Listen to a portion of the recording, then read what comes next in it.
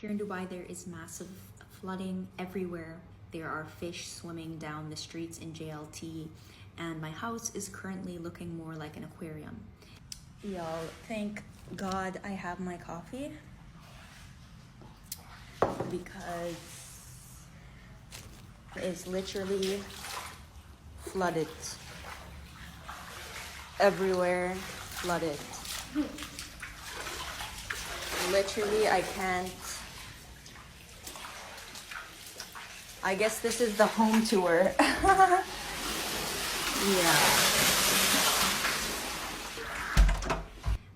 There is water like up to past my knees, and outside of my home in the street, like the water is coming above the knees. And honestly, I don't know what's gonna happen to my home. We just newly moved in and renovated everything, and my car is also full of water. But alhamdulillah, this situation has taught me the power of alhamdulillah for everything, and not only just saying alhamdulillah because good things are happening, but saying it and really meaning it and putting that real meaning behind it in the times when things are not going well. I literally left the house 2 nights ago holding my baby above the water.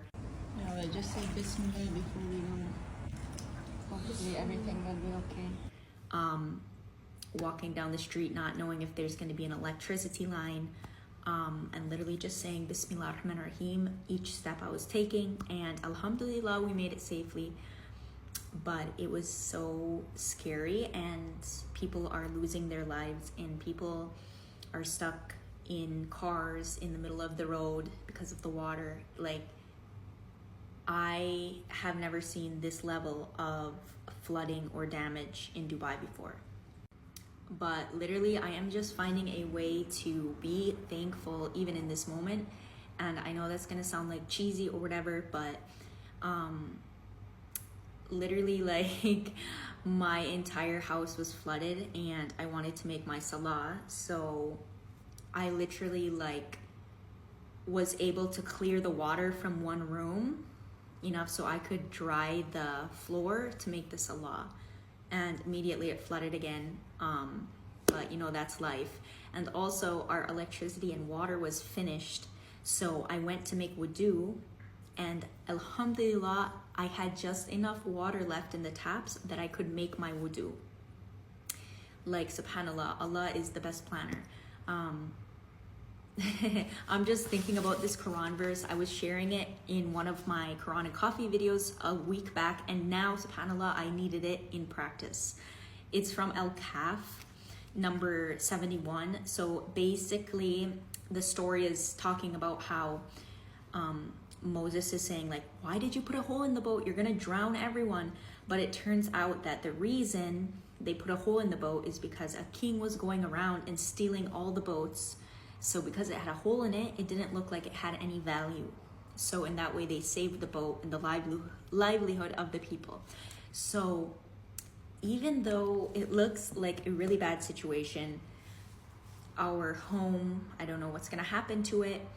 Our dog is still stuck there. Our cars are stuck there. And alhamdulillah, I'm not going to complain about my situation, because I know there are people that are struggling with worse. But even with all this, like, I can find things to be grateful for, and I can be grateful that we didn't lose anything that isn't replaceable. And yeah, so I'm praying for everyone here in Dubai dealing with all of this wreckage.